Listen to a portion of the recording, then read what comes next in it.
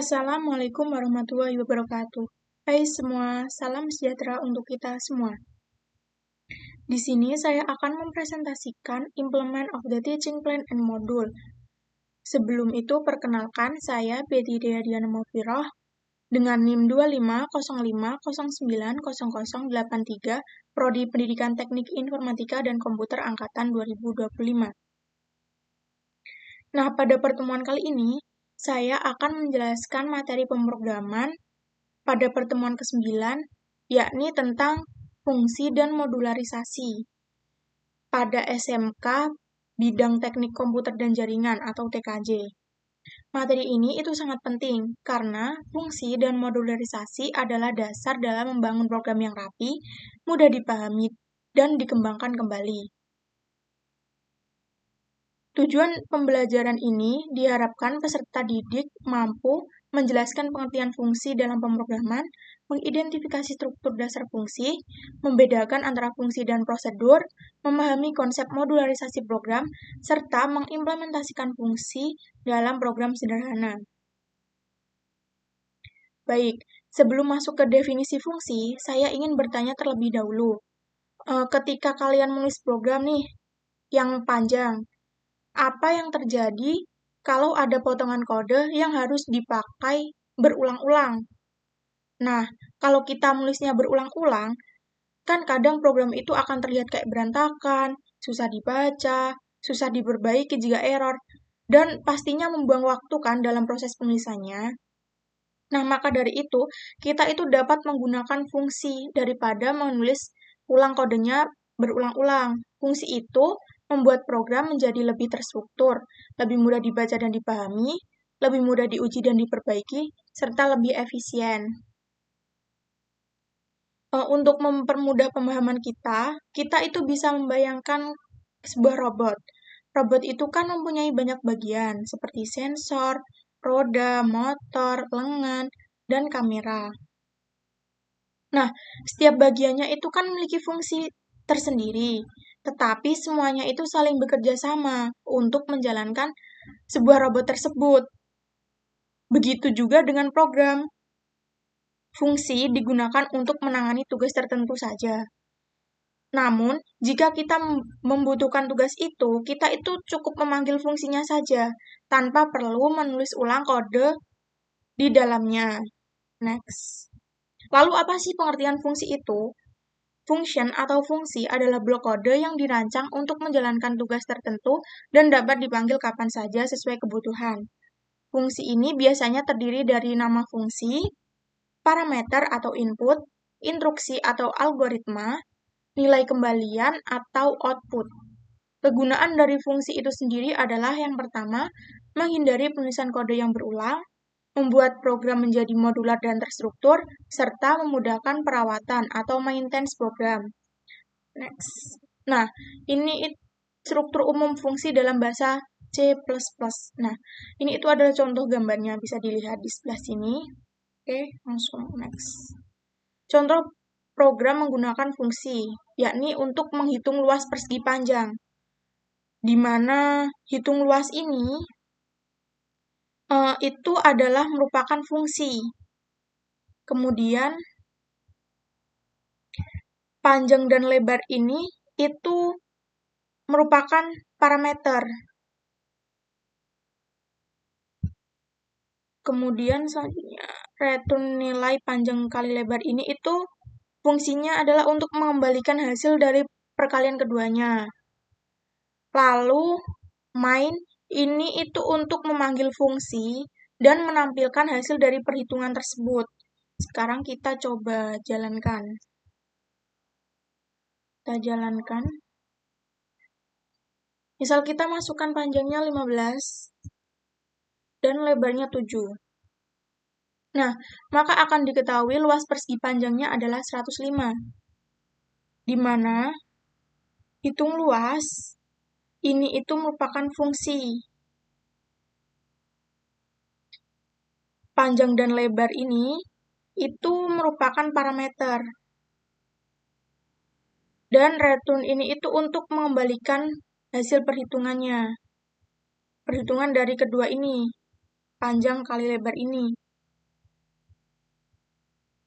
Lalu main ini itu untuk menampilkan hasil dari perhitungan tersebut dan memanggil fungsinya pastinya. Oke.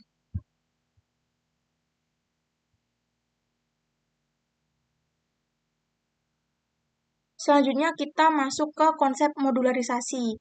Modularisasi adalah teknik membagi program besar menjadi beberapa modul kecil agar mudah dikelola. Setiap modul memiliki tanggung jawab spesifik dan dapat bekerja secara independen, tetapi tetap berhubungan dengan modul lain. Tujuan dari modularisasi ini, yang pertama, program lebih rapi dan jelas, mudah dilakukan debugging, menghemat waktu dan mengurangi pengulangan kode, serta memudahkan kerja tim. Selanjutnya, manfaat dari modularisasi sendiri yang pertama adalah struktur program lebih jelas dan teratur. Kedua, memudahkan debugging karena kesalahan dapat dilacak di fungsi tertentu. Ketiga, menghemat waktu karena fungsi dapat digunakan kembali. Keempat, mengurangi duplikasi kode atau redundansi. Dan yang kelima atau yang terakhir adalah mendukung kerja tim karena tiap anggota dapat mengembangkan modul yang berbeda. Next. Selanjutnya adalah pendekatan top-down design. Pendekatan top-down dimulai dengan merancang program dari bagian paling atas atau utama, lalu dipecah menjadi subtugas yang lebih kecil. Misalnya, program utama menghitung nilai akhir siswa dapat dibagi menjadi 3. Yang pertama, fungsi untuk input nilai, kedua, fungsi untuk menghitung rata-rata, ketiga, fungsi untuk menampilkan hasil. Seperti contoh gambar ini. Ini adalah contoh gambar logika program menghitung nilai akhir siswa. Yang pertama itu memasukkan input nilainya, kemudian akan dihitung rata-ratanya, lalu ditampilkan hasilnya. Kita akan coba.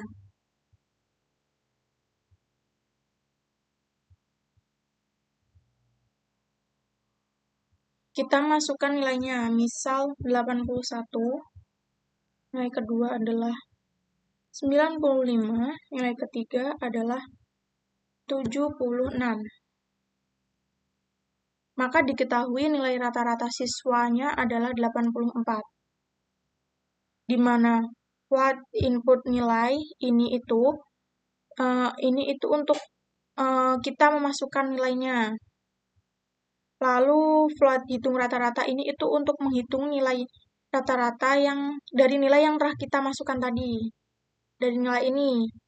Ini nanti akan dihitung di sini. Kemudian tampilkan hasil ini itu untuk menampilkan hasil dari perhitungan tersebut. Nih, ini contohnya. Oke. Kemudian adalah perbedaan fungsi dan prosedur. Dalam pemrograman ada 2 jenis blok kode, yakni fungsi dan prosedur. Perbedaannya, fungsi itu dapat mengembalikan nilai. Tujuannya adalah menghasilkan output yang dikembalikan ke pemanggil, berarti ini tuh dapat dikembalikan. Contoh deklarasinya adalah menghitung luas.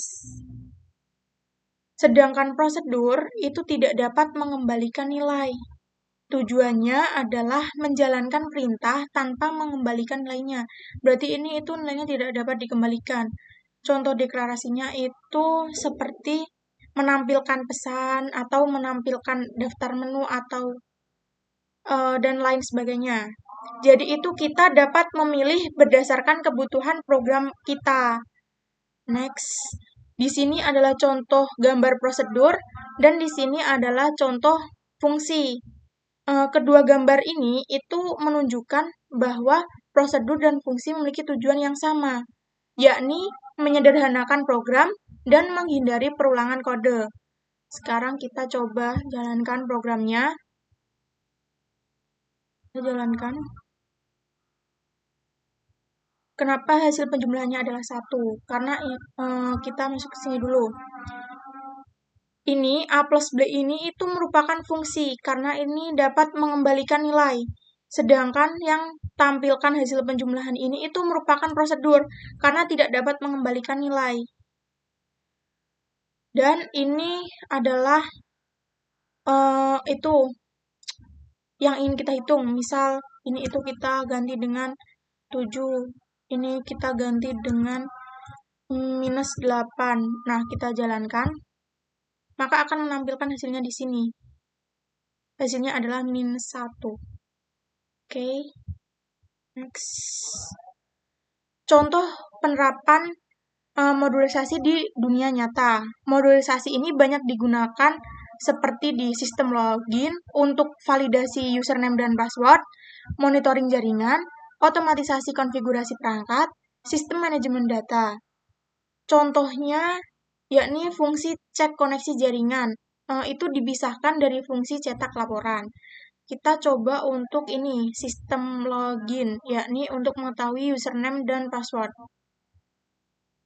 Kita coba, kita jalankan. Kita masukkan username, misal ini passwordnya. Nah, kenapa login gagal? Sini.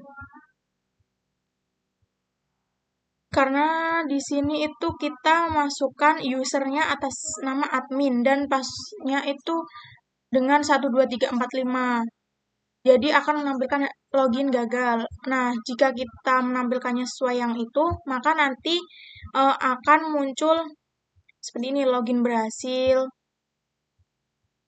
Kemudian akan ditanya lagi koneksi jaringannya stabil dan laporan aktivitas jaringan di layar. Kita coba admin passwordnya 1.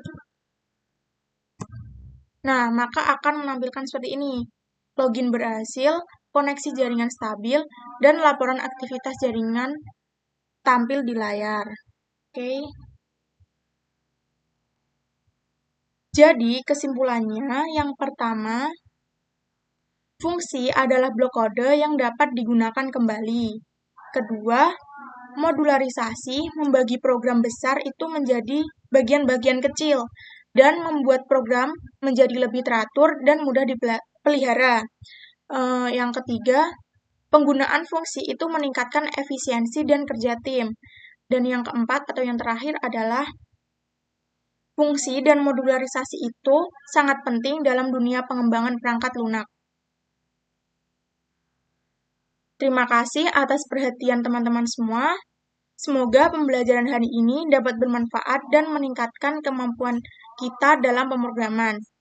Sampai jumpa di pertemuan berikutnya. Terima kasih dan wassalamualaikum warahmatullahi wabarakatuh.